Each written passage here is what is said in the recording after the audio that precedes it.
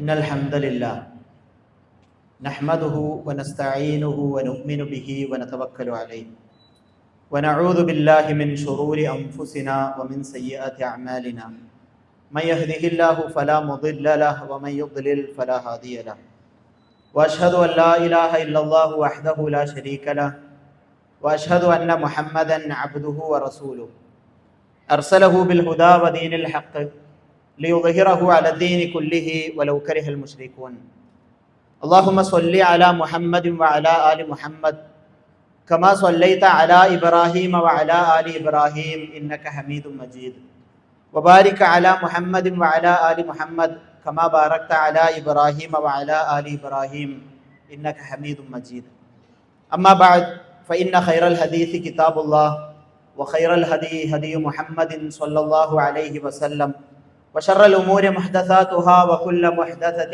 بدعة وكل بدعة ضلالة وكل ضلالة في النار يا أيها الذين آمنوا اتقوا الله حق تقاته ولا تموتن إلا وأنتم مسلمون يا أيها الذين آمنوا اتقوا الله وقولوا قولا سديدا يصلح لكم أعمالكم ويغفر لكم ذنوبكم ومن يطع الله ورسوله فقد فاز فوزا عظيما أعوذ بالله السميع العليم من الشيطان الرجيم أمن هو قانت آناء الليل ساجدا وقائما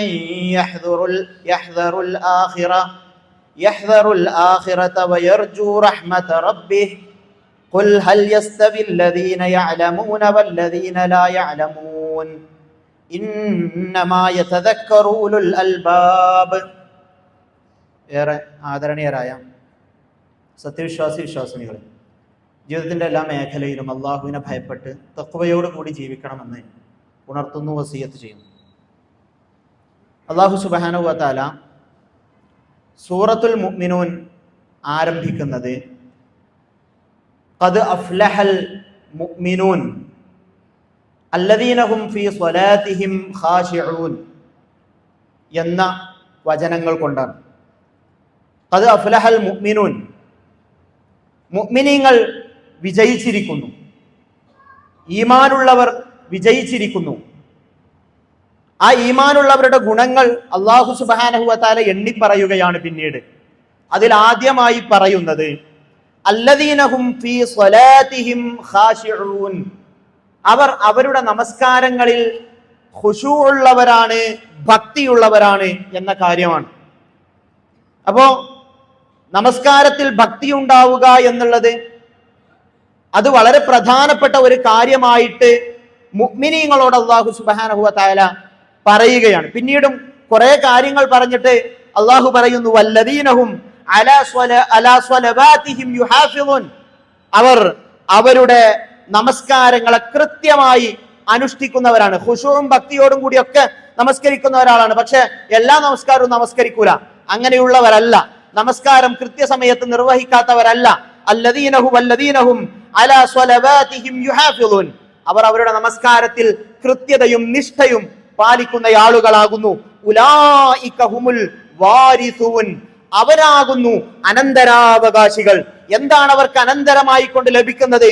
അല്ലദീന യരിസൂനൽ ഫിർദൗസ ഹും ഫീഹാ ഖാലിദൂൻ, അവർക്ക് ജന്നാത്തുൽ ഫിർദൗസ്, സ്വർഗ്ഗത്തിലെ ഏറ്റവും ഉന്നതമായ പദവി സമ്മാനമായി ലഭിക്കുന്ന ആളുകളാകുന്നു അവർ.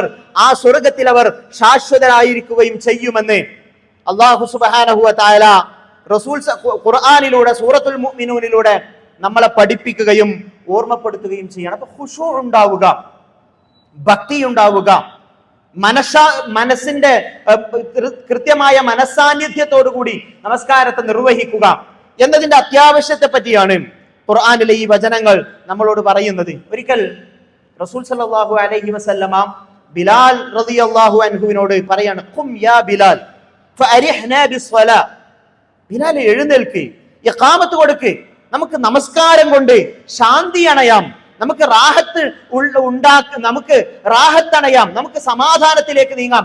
എങ്ങനെ? നമസ്കരിച്ചുകൊണ്ട്. റസൂലിന് നമസ്കാരം പ്രയാസമുള്ള ഒരു കടമ്പയായിരുന്നില്ല. ളുഹർ ബാങ്ക് കൊടുത്തല്ലോ, ഇനി നിസ്കരിക്കണല്ലോ. അസ്ർ ബാങ്ക് കൊടുത്തല്ലോ, ഇനി ആ നിസ്കാരം ഒന്ന് കഴിയണല്ലോ. അല്ല, അങ്ങനെയായിരുന്നില്ല റസൂൽ സല്ലല്ലാഹു അലൈഹി വസല്ലമക്ക് തന്റെ ദുനിയാവിന്റെ ക്ഷീണങ്ങളിൽ നിന്നെല്ലാമുള്ള ആനന്ദവും സമാശ്വാസവും സമാധാനവുമായിരുന്നു നമസ്കാരം എന്നതാണ് ഈ ഹദീസിലൂടെ റസൂൽ സല്ലല്ലാഹു അലൈഹി വസല്ലമ പറയുന്നത്. ഖുർറത്തു ഐനി ഫിസ്സലാ, എനിക്ക് നയനാനന്ദം ഉണ്ടാകുന്നത്, എനിക്ക് കൺകുളിർമയുണ്ടാകുന്നത് നമസ്കാരത്തിലൂടെയാണ് എന്ന് റസൂൽ സല്ലല്ലാഹു അലൈഹി വസല്ലമ നമ്മളെ പഠിപ്പിക്കുന്നുണ്ട്. ഇതൊരു സ്വയം വിമർശനത്തിന്റെ സമയമായി കൊണ്ട് നമ്മൾ കാണേണ്ടതുണ്ട്. കൃത്യമായ മനസ്സാന്നിധ്യത്തോടുകൂടി ഖുശൂഅോടുകൂടി ഭക്തിസാന്ദ്രമായി കൊണ്ട് നമസ്കാരത്തെ നിർവഹിക്കുവാൻ നമുക്ക് സാധിക്കുന്നുണ്ടോ എന്ന ചോദ്യം നമ്മൾ നമ്മളോട് തന്നെ ചോദിക്കേണ്ടതുണ്ട്. ഹുദൈഫത്ത് ഇബ്നുൽ യമാൻ റളിയല്ലാഹു അൻഹു, അദ്ദേഹം റസൂൽ സല്ലല്ലാഹു അലൈഹി വസല്ലമ രാത്രിയിൽ തന്റെ രാത്രി നമസ്കാരം നിർവഹിച്ചുകൊണ്ടിരിക്കെ റസൂൽ സല്ലല്ലാഹു അലൈഹി വസല്ലമയുടെ പിന്നിൽ പോയി തക്ബീർ കെട്ടി നമസ്കരിക്കാൻ തുടങ്ങി. റസൂൽ സല്ലല്ലാഹു അലൈഹി വസല്ലം അദ്ദേഹം പറയാണ് ഫഫ്തഹൽ ബഖറ, റസൂൽ സല്ലല്ലാഹു അലൈഹി വസല്ലമ അൽ ബഖറ പാരായണം ചെയ്തു തുടങ്ങി. അൽ ബഖറ സുദീർഘമായി പാരായണം ചെയ്തു. അത് മുഴുവൻ കഴിയാറായപ്പോൾ ഹുദൈഫ റളിയല്ലാഹു അൻഹു വിചാരിച്ചു അൽ ബഖറ കഴിയുമ്പോൾ റസൂൽ സല്ലല്ലാഹു അലൈഹി വസല്ലം റുകൂഇലേക്ക് പോകും. സുമ്മ ഫഫ്തഹൻ നിസാ, പിന്നെ റസൂൽ സല്ലല്ലാഹു അലൈഹി വസല്ലമ സൂറത്തുൻ നിസാ പാരായണം ചെയ്യാൻ തുടങ്ങി. സൂറത്തുൻ നിസാ അവസാനിക്കുമ്പോൾ അദ്ദേഹം വിചാരിച്ചു ഇത് കഴിയുമ്പോൾ റസൂൽ സല്ലല്ലാഹു അലൈഹി വസല്ലം റുകൂഇലേക്ക് പോകുമെന്ന്. സുമ്മ ഫഫ്തഹ ആല ഇംറാൻ, അത് കഴിഞ്ഞപ്പോൾ റസൂൽ സല്ലല്ലാഹു അലൈഹി വസല്ലമ ആലു ഇംറാൻ പാരായണം ചെയ്തു. ഈ 3 വലിയ സൂറത്തുകൾ ഏകദേശം 5.5 ജുസ് ഒരു റക്അത്തിൽ. റസൂൽ സാധാരണ പ്രാദേശികമായി നടക്കുന്ന ജമാഅത്ത് നമസ്കാരങ്ങളിലൊന്നും ഫോളോ ചെയ്യേണ്ടുന്ന ഒരു കാര്യമായിട്ടല്ല റസൂൽ സല്ലല്ലാഹു അലൈഹി വസല്ലമ ഒറ്റക്ക് നമസ്കരിക്കുന്ന തന്റെ രാത്രി നമസ്കാരങ്ങളിൽ, ആ മറ്റാളുകൾക്ക് പ്രായമുള്ളവരും ബുദ്ധിമുട്ടുള്ളവരും ഒന്നും ഉണ്ടാവില്ലല്ലോ, തന്റെ സ്വയം നമസ്കാരങ്ങളിൽ റസൂൽ സല്ലല്ലാഹു അലൈഹി വസല്ലമ ഒരു റക്അത്തിൽ പാരായണം ചെയ്ത ദൈർഘ്യമാണ് നമുക്ക് ഈ ഹദീസിലൂടെ മനസ്സിലാക്കാൻ കഴിയുന്നത്. 5.5 ജുസ് ആണ് റസൂൽ സല്ലല്ലാഹു അലൈഹി വസല്ലമ പാരായണം ചെയ്തത്. റസൂൽ സല്ലല്ലാഹു അലൈഹി വസല്ലമ കഷ്ടപ്പെട്ട് എടങ്ങേറായി ഇത് തീർക്കണല്ലോ എന്ന് വിചാരിച്ച് അങ്ങനെയല്ല റസൂൽ സല്ലല്ലാഹു അലൈഹി വസല്ലമ പാരായണം ചെയ്യുന്നത്. മറിച്ച് ആ ആയത്തുകളുടെ എല്ലാം അർത്ഥങ്ങളിൽ മുഴുകി അതിനോടൊപ്പം ഒഴുകി റസൂൽ സല്ലല്ലാഹു അലൈഹി വസല്ലമ നമസ്കരിക്കുകയാണ്. അങ്ങനെ സുദീർഘമായി ഒരാൾ നിൽക്കുമ്പോ സ്വാഭാവികമായും അയാളുടെ കാലിൽ നീര് വരാനുള്ള സാധ്യതയുണ്ട്. അല്ലാതെ റസൂൽ സല്ലല്ലാഹു അലൈഹി വസല്ലമ കാലിൽ നീര് വരുന്നത് വരെ എടങ്ങേറായി ബുദ്ധിമുട്ടി നമസ്കരിച്ചതല്ല. അന്നൻ നബിയ സല്ലല്ലാഹു അലൈഹി വസല്ലം കാന യഖൂമു മിനൽ ലൈലി ഹത്താ തതഫത്തറ ഖദമാഹ്, റസൂൽ സല്ലല്ലാഹു അലൈഹി വസല്ലമ രാത്രിയിൽ നിന്നു നമസ്കരിക്കുമായിരുന്നു. റസൂൽ സല്ലല്ലാഹു അലൈഹി വസല്ലമയുടെ കാലിൽ നീര് വരുമാറ് എന്ന് ഹദീസുകൾ നമ്മളോട് പറഞ്ഞു തരാണ്. റസൂൽ സല്ലല്ലാഹു അലൈഹി വസല്ലമ അറിയുന്നില്ല റസൂലിന്റെ കാലിൽ നീര് കെട്ടുന്നത്. റസൂൽ ആ നമസ്കാരത്തിൽ മുഴുകി ആ ഖുർആനിന്റെ വചനങ്ങളോടൊപ്പം ഒഴുകി റസൂൽ സല്ലല്ലാഹു അലൈഹി വസല്ലമ നമസ്കരിക്കുകയാണ്. ഈ ഒരു മനസ്സാന്നിധ്യം, ഈ ഒരു കൺകുളിർമ, ഈ ഒരു ആനന്ദം അത് നമ്മളുടെ നമസ്കാരങ്ങളിൽ ഉണ്ടാകേണ്ടതുണ്ട്. സത്യമായിട്ടും ഖുശൂഇന്റെ ഒരു അഭാവം, ആത്മീയതയുടെ ഒരു അഭാവം തിന്മകൾ നിറഞ്ഞാടുന്ന കാലത്ത് മനുഷ്യരെ അസ്വസ്ഥരാക്കുന്നുണ്ട് എന്നതൊരു യാഥാർത്ഥ്യം തന്നെയാണ്. അസ്വസ്ഥമായ മനസ്സുകളിൽ ആത്മീയതയുടെ ദാഹം തേടുന്ന 1000 ആളുകൾ, നമസ്കാരത്തിലെ ഭക്തിയില്ലായ്മ, അതുപോലെ തന്നെ ആത്മീയമായിട്ടുള്ള അവരുടെ ആഗ്രഹങ്ങൾ തിന്മകൾ നിറഞ്ഞതുകൊണ്ട് തന്നെ ആത്മീയമായ മനഃശാന്തിയും ആത്മീയതയും ഒക്കെ ആഗ്രഹിക്കുന്ന ആളുകൾ, അങ്ങനെയുള്ള ആളുകളുടെ എണ്ണം വർദ്ധിച്ചുകൊണ്ടിരിക്കുകയാണ്. ആത്മീയ ദാഹം കൂടിക്കൊണ്ടേയിരിക്കുകയാണ്. ആളുകൾക്ക് ആത്മീയത പറ്റുന്ന മനസ്സുമായി കൊണ്ട് ജീവിക്കുന്ന അവസ്ഥയുണ്ട്. ഈ അവസ്ഥയെ ഒരു ബിസിനസിന്റെ സാധ്യതയായി കാണുന്ന ആളുകൾ, ചില സൂഫികൾ നമുക്കിടയിലേക്ക് ഇറങ്ങിയിട്ടുണ്ട് എന്നത് വളരെ ഗൗരവത്തോടു കൂടി മനസ്സിലാക്കേണ്ടുന്ന കാര്യമാണ്. സ്വലാ കോഴ്സ് എന്ന പേരിൽ നമസ്കാരത്തിന് ഒരു കോഴ്സ് നിശ്ചയിച്ചുകൊണ്ട് അതിന് 6000-ഉം 7000-ഉം രൂപയൊക്കെ അതിനുവേണ്ടി ഒരാൾക്ക് ഒരു ദിവസത്തെ നമസ്കാര കോഴ്സിന് വേണ്ടി പണം മുടക്കുന്ന രീതി എന്തൊരു അത്ഭുതമാണ്.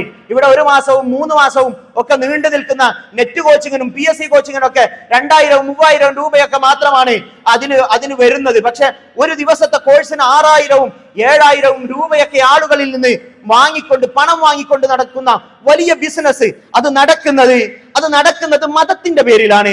നിങ്ങൾക്ക് ഞാൻ നമസ്കാരം പഠിപ്പിച്ചു തരണോ, 6000 രൂപ ഒരു ദിവസത്തിന് കയ്യിൽ വെച്ച് തരണം എന്ന് പറയുന്ന രീതിയിൽ മതപണ്ഡിതന്മാർ മാറുന്ന അവസ്ഥ.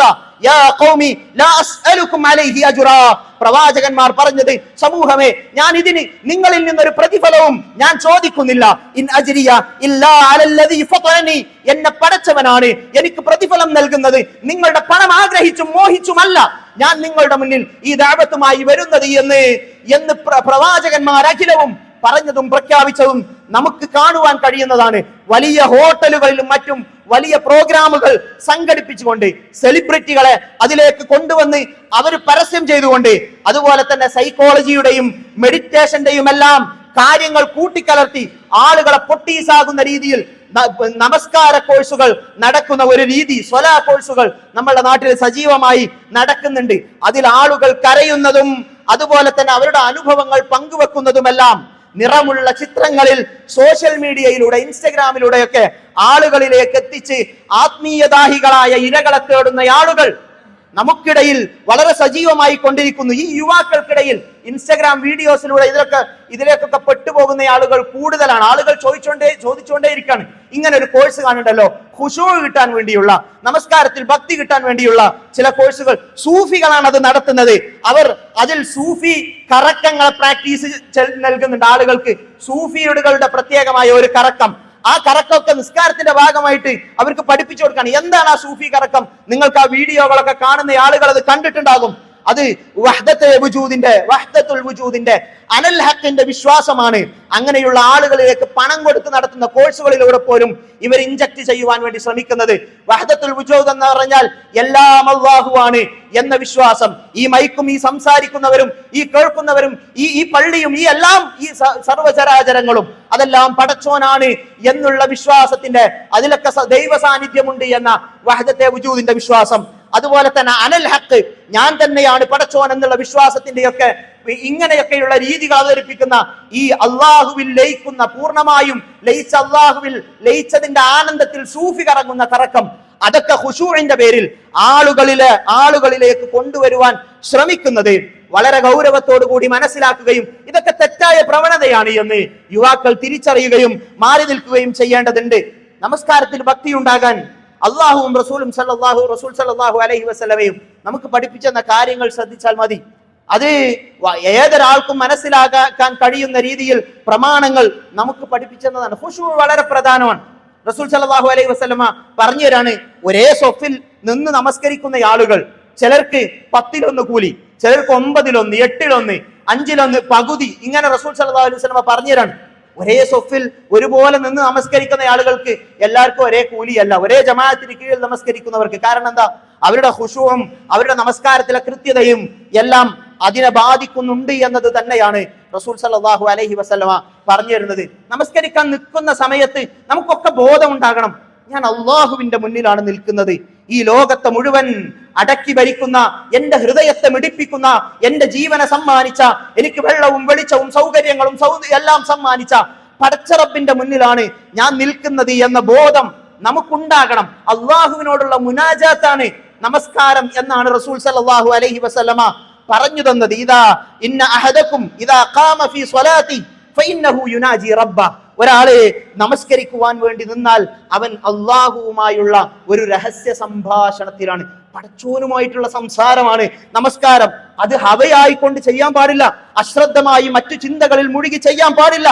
എത്രത്തോളം എന്ന് ഇമാം മുസ്ലിം റിപ്പോർട്ട് ചെയ്യുന്ന ഹദീസിൽ നമുക്ക് കാണാൻ കഴിയും. ഒരാള് തക്ബീർ കേട്ട് സൂറത്തുൽ ഫാത്തിഹ ആരംഭിക്കാണ്, അൽഹംദുലില്ലാഹി റബ്ബിൽ ആലമീൻ എന്ന് നമ്മൾ പറയുമ്പോൾ അള്ളാഹു പറയും, ഹമിദനി അബ്ദി, എന്റെ അടിമ എന്നെ പുകഴ്ത്തിയിരിക്കുന്നു എന്ന് അള്ളാഹു പറയുന്നുണ്ട്. നമ്മൾ അർ-റഹ്മാനിർ റഹീം എന്ന് പറയുമ്പോ അള്ളാഹു പറയുന്നുണ്ട്, അസ്നാ അലയ്യ അബ്ദി, എന്റെ അടിമ എന്നെ പുകഴ്ത്തിയിരിക്കുന്നു എന്ന് അള്ളാഹു പറയുന്നുണ്ട്. മാലികി യൗമിദ്ദീൻ എന്ന് നമ്മൾ പറയുമ്പോ മജ്ജദനി അബ്ദി, എന്റെ അടിമ എന്നെ മഹത്വപ്പെടുത്തി എന്ന് അള്ളാഹു പറയുന്നുണ്ട്.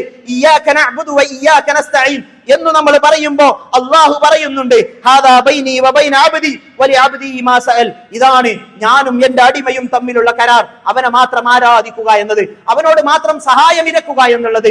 എന്റെ അടിമ എന്ത് ചോദിക്കുന്നുവോ അത് ഞാൻ അവന് കൊടുക്കും എന്ന് നമ്മൾ ഇത് പാരായണം ചെയ്യുമ്പോൾ അള്ളാഹു പറയുന്നുണ്ട്, ഇഹ്ദിനസ് സിറാത്തൽ മുസ്തഖീം എന്ന് മുതൽ വലദ്ദാലീൻ വരെ നമ്മൾ പറയുമ്പോഴും അള്ളാഹു പറയുന്നുണ്ട്, ഹാദാ ലി അബ്ദി, വലിഅബ്ദി മാ സഅൽ. ഇതാണ് എന്റെ അടിമക്ക് ആവശ്യം. എന്റെ അടിമക്ക് ആവശ്യമുള്ളതെല്ലാം ഞാൻ നൽകുമെന്ന് അള്ളാഹു പറയുന്നുണ്ട്. പടച്ച റബ്ബ് സംസാരിക്കുന്നുണ്ട്. നാം അള്ളാഹുവിനോടുള്ള രഹസ്യ സംഭാഷണമാണ്, രഹസ്യ സംഭാഷണത്തിലാണ് എന്ന ബോധത്തോടു കൂടി നമസ്കാരത്തെ സമീപിക്കുവാൻ നമുക്ക് സാധിക്കേണ്ടതുണ്ട്. അതുപോലെ തന്നെ നമ്മൾ ഒരാളോട് ഇങ്ങനെ സംസാരിച്ചുകൊണ്ടിരിക്കുന്ന സമയത്ത് നമ്മളോട് ഒരാൾ സംസാരിച്ചുകൊണ്ടിരിക്കുന്ന സമയത്ത് നമ്മൾ ഫോണിൽ വേറെ സംസാരിക്കാണ്, അല്ലെങ്കിൽ നമ്മൾ വേറെ എവിടെയെങ്കിലും അശ്രദ്ധയിലും ഗഫലത്തിലും നിൽക്കാണ്. അത് ഒരു മനുഷ്യനോട് ചെയ്യുമ്പോൾ തന്നെ എത്ര വലിയ അനാദരവാണല്ലേ. അള്ളാഹുവിന്റെ മുന്നിൽ കൈകെട്ടി തക്ബീറോടുകൂടി തുടങ്ങുന്ന നമസ്കാരത്തിൽ അള്ളാഹുവുമായുള്ള സംസാരത്തിൽ അശ്രദ്ധമായി നിൽക്കുന്ന അവസ്ഥ. അള്ളാഹുവിനെ കണക്കാക്കേണ്ടുന്ന രീതിയിൽ നിങ്ങൾ കണക്കാക്കിയിട്ടില്ല.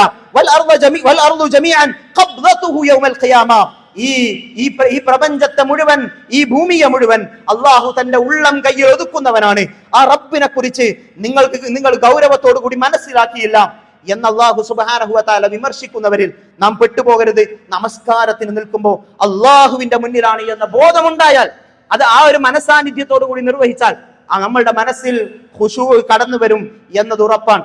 അതുപോലെ തന്നെ ചിന്തകൾ മാറിപ്പോകാതിരിക്കാൻ വേണ്ടി ശ്രദ്ധിക്കുക എന്നതാണ് രണ്ടാമത്തെ കാര്യം. പല ചിന്തകളും വരും. നമസ്കാരം തുടങ്ങിയാല് മാതാപിതാക്കളെ പറ്റി, ഭാര്യയെ പറ്റി, മക്കളെ പറ്റി, കുടുംബത്തെ പറ്റി, നാട്ടുകാരെ പറ്റി, ബിസിനസിനെ പറ്റി, ജോലിയെ പറ്റി, താൻ ചെയ്തു തീർക്കേണ്ടുന്ന കാര്യങ്ങളെ കുറിച്ച്, ഇതിനെ പറ്റിയൊക്കെയുള്ള ശുഗലുകൾ മനുഷ്യന്റെ മനസ്സിലേക്ക് വന്ന് ഇതിന്റെയൊക്കെ ആലോചനകളിൽ നിന്നിട്ട് അതിലൊക്കെ തട്ടിയുടക്കി തന്റെ നമസ്കാരത്തിന്റെ ഭക്തി നഷ്ടപ്പെടുത്തുന്ന ആളുകൾ. നമ്മൾ പറയുന്നത് എന്താ മനുഷ്യരെ? നമ്മൾ നമസ്കാരത്തിൽ ഒരു 2 തവണയല്ലാതെ സമീ അല്ലാഹു ലിമൻ ഹമിദയും അസ്സലാമു അലൈക്കും വറഹ്മത്തുള്ളാഹിയും അല്ലാത്തതും മുഴുവൻ എന്താ? അല്ലാഹു അക്ബർ, അല്ലാഹു അക്ബർ. അല്ലാഹുവാണ് മഹോന്നതൻ, അല്ലാഹുവാണ് വലിയവൻ, അല്ലാഹുവിന്റെ വിഷയമാണ് എനിക്ക് വലുത് എന്നല്ലേ. പിന്നെ എന്ത് കുടുംബം, പിന്നെ എന്ത് മറ്റ് ആലോചനകൾ? നമ്മൾ നിൽക്കുന്നത് അള്ളാഹുവിന്റെ മുന്നിലാണ്. അത്തക്ബീറിന്റെ അർത്ഥം മനസ്സിലായാൽ, അല്ലാഹു അക്ബറിന്റെ അർത്ഥം മനസ്സിലായാൽ നമ്മുടെ മനസ്സിൽ നിന്ന് ഇത്തരത്തിലുള്ള ചിന്തകളൊക്കെ മാറിപ്പോകാവുന്നതേ ഉള്ളൂ. ആ ബോധത്തോടു കൂടി, ആ അല്ലാഹു അക്ബറിന്റെ അർത്ഥം മനസ്സിലാക്കിക്കൊണ്ട് തക്ബീർ ചൊല്ലിയാൽ തന്നെ നമ്മളുടെ മനസ്സുകളിൽ നിന്ന് മറ്റു ചിന്തകൾ മാറിപ്പോകുന്നതാണ്. അതുപോലെ തന്നെ റസൂൽ സല്ലല്ലാഹു അലൈഹി വസല്ലം പറഞ്ഞതാണ്, വിട പറയുന്നവന്റെ നമസ്കാരം പോലെ നിസ്കരിക്കുക. ഇദാ ഖുംത ഫീ സ്വലാതിക ഫസല്ലി സ്വലാത മുവദ്ദിഇൻ. നീ നമസ്കരിക്കാൻ നിന്നാൽ നീ വിട പറയുന്നവന്റെ നമസ്കാരം പോലെ നിർവഹിക്കുക. ആർക്കാണ് ഗ്യാരണ്ടി ഉള്ളത്? നമ്മുടെ വാച്ചിനും മൊബൈലിനും ഒക്കെ ഗ്യാരണ്ടി ഉണ്ടാകും. നമുക്ക് എന്ത് ഗ്യാരണ്ടിയാണുള്ളത്? ഈ നമസ്കാരത്തിന് ശേഷം അടുത്ത അസ്ർ നമസ്കാരത്തിന് നമ്മൾ ഉണ്ടാകുമെന്നതിന് എന്ത് ഗ്യാരണ്ടിയാണുള്ളത്? നമസ്കരിച്ചു കൊണ്ടിരിക്കുക സുജൂദിൽ മരിച്ചു കിടക്കുന്ന ആളുകളുടെ ചിത്രങ്ങളും വീഡിയോകളും കണ്ടവരല്ലേ നാം? പിന്നെ ആ ഒരു ബോധം നമ്മളുടെ മനസ്സിൽ ഉണ്ടാകേണ്ടേ. ഇതെന്റെ അവസാനത്തെ നമസ്കാരമാണ് എന്ന ബോധത്തോടു കൂടി നിസ്കരിക്കുമ്പോൾ നമ്മളുടെ മനസ്സിലേക്ക് ഭക്തി ഉണ്ടാകും. ഭക്തി സാന്ദ്രമായ അവസ്ഥയിൽ നമസ്കരിക്കുവാനുള്ള തൗഫീഖ് നമുക്കുണ്ടാകും. അതുപോലെ തന്നെ 4ാമത്തെ കാര്യം, നമ്മൾ നമസ്കാരത്തിലെ ചൊല്ലുന്ന പ്രാർത്ഥനകൾ, ദിക്റുകൾ, അതുപോലെ തന്നെ ആയത്തുകൾ, ഇതിന്റെ ഒക്കെ അർത്ഥം മനസ്സിലാക്കിക്കൊണ്ട് ചൊല്ലുക എന്നുള്ളതാണ്. എത്ര കാലമായി നമ്മൾ നമസ്കരിക്കാൻ തുടങ്ങിയിട്ട് ആ ദിക്റുകളുടെയും ആ ദുആകളുടെയും ഒന്നും അർത്ഥം നമ്മൾ മനസ്സിലാക്കുവാൻ ശ്രമിച്ചിട്ടില്ലെങ്കിൽ, ഖുർആനിന്റെ വചനങ്ങൾ നമ്മൾ പാരായണം ചെയ്യുന്ന ചെറിയ സൂറത്തുകളുടെയെങ്കിലും അർത്ഥം നമ്മൾ മനസ്സിലാക്കാൻ ശ്രമിച്ചിട്ടില്ലെങ്കിൽ അതെത്ര കഷ്ടമാണ്. അഫലാ യതദബ്ബറൂനൽ ഖുർആൻ അം അലാ ഖുലൂബിൻ അഖ്ഫാലുഹാ. അവരെന്താ ഖുർആനെ പറ്റി തദബ്ബുർ നടത്താത്തത്, ഉറ്റാലോചിക്കാത്തത്? അവരുടെ ഹൃദയം എന്താ കെട്ടിപ്പൂട്ടി വെച്ചിരിക്കുകയാണോ എന്ന അള്ളാഹുവിന്റെ വിമർശനം നമ്മളുടെ മനസ്സുകളിൽ ഉണ്ടാകേണ്ടതുണ്ട്. നമ്മൾ ഖുർആനിന്റെ അർത്ഥം പഠിക്കാൻ ശ്രമിക്കുക. ആ ഖുർആൻ പാരായണത്തെ ശരിക്കും ശ്രദ്ധിക്കുക. അതിൽ ചൊല്ലുന്ന പ്രാർത്ഥനകളും ദിക്റുകളും ഒക്കെ മനസാന്നിധ്യത്തോട് കൂടി അർത്ഥമറിഞ്ഞുകൊണ്ട് ചൊല്ലുക. ഇതൊക്കെ അതിനുള്ള പരിഹാരമാണ് എന്ന് പണ്ഡിതന്മാർ പറഞ്ഞിട്ടുണ്ട്. അതുപോലെ തന്നെ പ്രതിഫലം കൊതിച്ചുകൊണ്ടായിരിക്കണം നമസ്കരിക്കേണ്ടത്.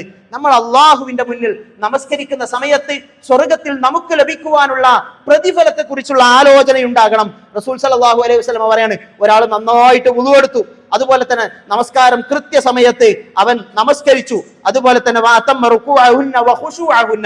അവന്റെ റുക്കൂഇനെ അവൻ നന്നാക്കി കൃത്യമായ രീതിയിൽ ചെയ്തു, ഖുശൂ ഭക്തിയോടുകൂടി നമസ്കരിച്ചു, എങ്കിൽ കാന ലഹു ഇൻദല്ലാഹി അഹ്ദുൻ അൻ യഗ്ഫിറ ലഹു, എങ്കിൽ അള്ളാഹുവിന്റെ അവനോടുള്ള കരാറാണ് അള്ളാഹു അവന് പാപം പുറത്തു കൊടുക്കുമെന്നുള്ളത്.